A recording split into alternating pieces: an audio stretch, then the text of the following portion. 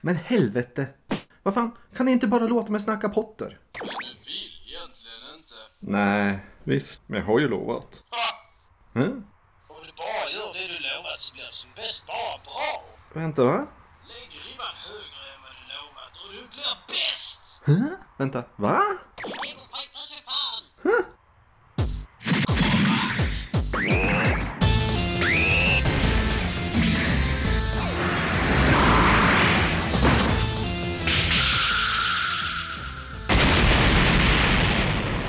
Agent Jonsson, MBE. Jag skulle vilja ställa några frågor. Men först lite ordinärt övervåld.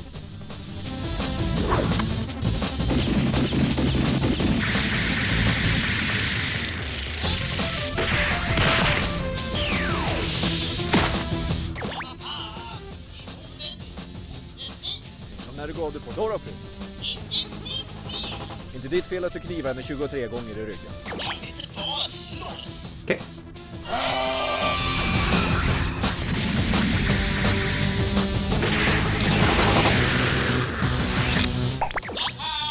Det var inte med på.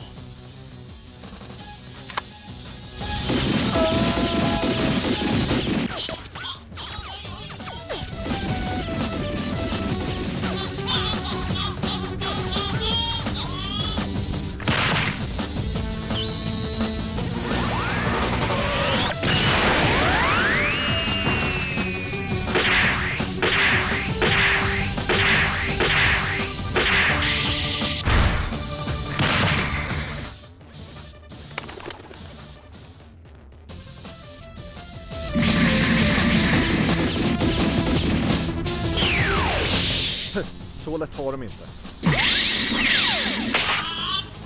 Nej du, den gubben gick inte min grundskola.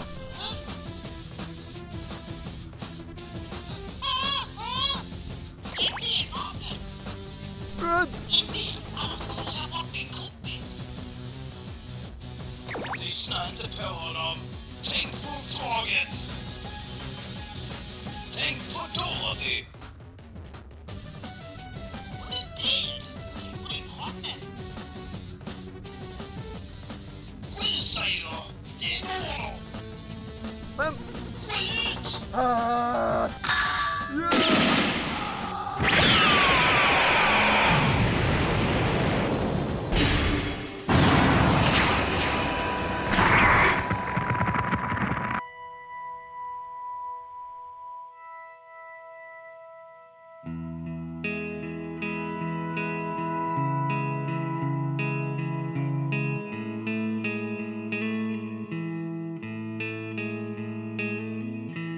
Hold on to my ticket. I took the last train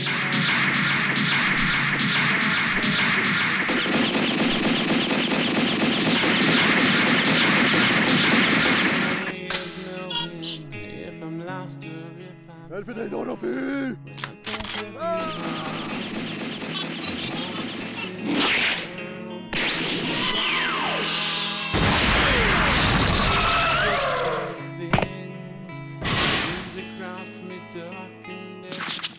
Det får de till slut.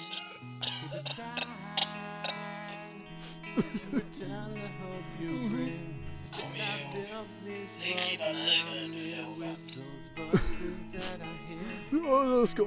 Train rolls into Sydney, decorations scattered round. Will you be there down to meet me? With my daughter there to greet me. Loving that just found. Just telling me everything above the voice of Christmas sound. Ja just det, jag ska ju se Fenixorden. Till att börja med så är filmerna i fel ordning. Jag menar, varför bodde han hos idioterna igen? Okej, han kastades ut igen. Och flyttade in i rummet han bodde i början av förra filmen. Fast nu har han aldrig sett byggnaden förut. Puff! Sen dök ett gäng nya ansikten upp. Titelns Fenixorden. Med bland annat en tjej som verkar ganska intressant. Med hår som ändrar färg. Men eftersom det är nytt och spännande så försvinner hon ända till slutet. Ja. Sen börjar ett mönster. Potter säger att Voldemort är tillbaka. Ingen tror honom. Och jag undrar varför. Varför?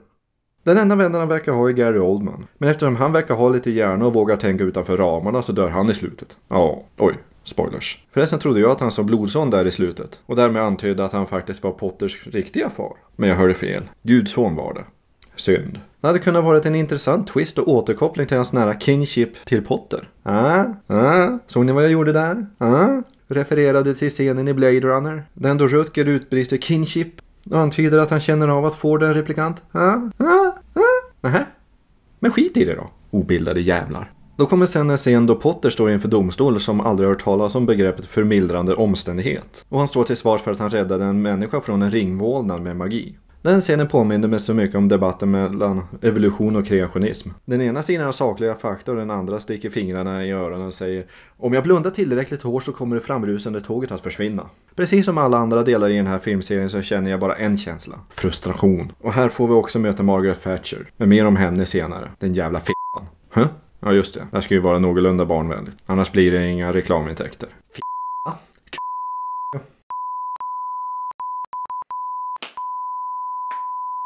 Ragata. Ja, den gick igenom. Varför fick jag då säga Men vad fan? I alla fall. Nu kommer vi tillbaka till skolan. Och inser att vi är tillbaka i gamla hjulspår. Vi startar något som verkar bråttom, sen släpper jag allt och väntar ut skolåret. För det är ju inte så att Voldemort rekryterar en armé för att invadera världen eller något. Ja just det. Ingen tror ju på Potter. Istället skyller alla på honom för den där killens död i förra filmen. Han som dog i den där turneringen som vanligtvis var så farlig att man behövde höjd åldersgräns för att delta. Och med tanke på allt annat vi sett de här studenterna uthärda i Quidditch så måste det betyda att flammande bägaren innebar livsfara från början. Så varför var folk så förvånade att någon dog nu igen? Förresten, det här är den första Potter-filmen helt utan Quidditch. Woo! Men vad var det? Just, vi har en ny lärare i Defense of Black Arts.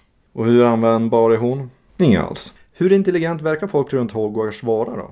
Inte alls. För vi ska här faktiskt tro på att det kommer en lärare på en flygskola och säger: ni behöver inte praktisk övning.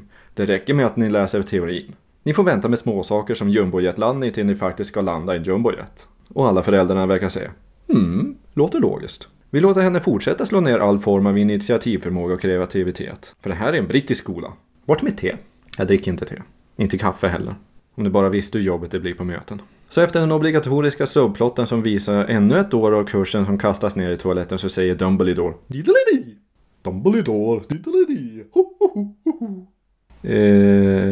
Han säger tack för sig och försvinner i en puff av idioti. För han kunde ju inte vara användbar. Aha, eller nej. Plötsligt fjärtar Deus Ex Hogwarts fram ett rum ur ingenstans som bara dyker upp när eleverna verkligen behöver den. Vilket inte var så nödvändigt i de andra filmerna då eleverna hade behövt ett rum för fristad. Förresten, vad hände med tidsresemedaljongen? Rowling har verkligen tänkt igenom den här övergripande handlingen. Förblinda en orm så att den inte kan lukta med sin tunga. Oh, fuck you! Men i det här rummet så blir Potter den riktiga läraren i Defense of Black Arts. Nej, fan. Nu säger vi bara Doba. Men han blir läraren för alla årskurserna. Även de äldre än honom. Jo, han har ju viss fälterfarenhet men han var ju aldrig någon slags wunderkind i praktiken. Hermione var ju med på det mesta hon också. Hon kan alla formlerna i boken. Hon tog till med dubbelt så många kurser jämfört med Potter. Men den jävla medaljongen som ingen kommer ihåg. Hon har alltså lika mycket erfarenhet, är mycket högre utbildad, förlitar sig inte på Deus Ex Hogwarts för att lösa hennes problem. Så hon är inte läraren därför att, hon är kvinna? För att Potter har ett ärr i pannan? Vad fan hände med medaljongen? Så bla bla bla, jada jada jada. Malfoy är jobbig. Förresten, jag har just glömt att jag såg din farsa vara Voldemorts högra hand i förra filmen. Hur länge har Svartskägg haft sin jättebror fastkedjad i ett träd i skogen befolkad av arméer av jättespindlar och psykotiska kentaurer? Var det något mer i det här slutet? Jag vet inte. Jag bryr mig inte. Ja, just det. Thatcher hittar in till gömda rummen som inte ger öppningar till obehöriga. Logik! Och Potter lurar ut henne så att hon blir dödad av psykopatkentaurerna. Jag hade nöjt mig med ett slag på käften och utvisning ur skolan. Men om du vill visa hur olik du är jämfört med Voldemort genom att låta henne sakta torteras till blodig utdragen död utan nåd. Okej. Hur var det? Ska vi gilla Potter? Någon som vill säga något om det? Någon alls? Hepp. Vi ska alltså bara släppa det här. Han är ju bara vållande till annans död. Men visst. Det är väl samma publik som tycker att stalking är romantiskt. Nej, jag tänker inte köra Twilight efter det här. Och i samband med det var det en scen då Voldemort och kompani dök upp och slogs en stund mot Fenixorden. Oldman dog, men det sa jag ju förut. Så jag grät en stilla tår eftersom nu när Black är borta så har vi inget intelligent folk för resten av filmen. För att vara en film som heter Fenixorden så var det verkligen inte mycket Fenixorden med. Men det är ju lite som Vise Sten, Hemligheternas kammare och Fången från Azkaban. De dyker upp i början och i slutet bara för att titeln säger det. Resten är mest bara utfyllnad. Förresten, minns ni den där förmögenheten som Potter hade på banken? Hur går det egentligen för den där draken som skickades på internatskola i långt bort i stan? Och varför bryr de sig fortfarande om att vara Droba? Om Black är Potters gudfar, vilken roll spelar Gud i den här världen? Som skulle bränna hela Hogwarts på bål för häxeri. Vart tog Falkor vägen? Varför skakar inte skogen när jag ser Voldemort längre? Vad hade geggan i taken att göra med siffermonoliterna? Varför var flygande spagettimonster på Ninjas sida i kampen mot drakpiraten? Vart är Mr. Yamamoto? Och vad i helvete hände egentligen med medaljongen? Dessa frågor, och många andra, väntar jag mig inte att få svar på i nästa avsnitt. Nu ska jag gå och se vad för nytt slumpaktigt cliffhangerslut som väntar mig.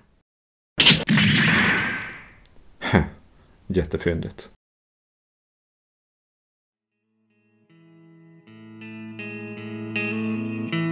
Write your name up in the sky, throw my bottle back to Hades. Hang away that morning suit now, darling. Crash and burn that black Mercedes, 'cause I'm not coming home for Christmas this time, baby. And if you think that life is kinda strange when the afterworld is so much crazy, throw away our wedding rings, my time is here and getting hazy. Kind of friends you keep, don't you cry, little girl, to sleep. It's time to move along now, pretty lady. I've been to places I have seen before, even knocked aloud on Scumble's door, who told me that our friends forgave me. Now I hope that God will save me.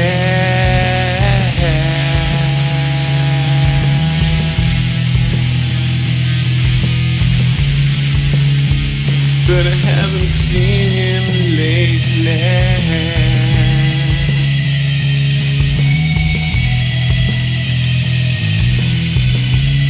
Have you seen him lately?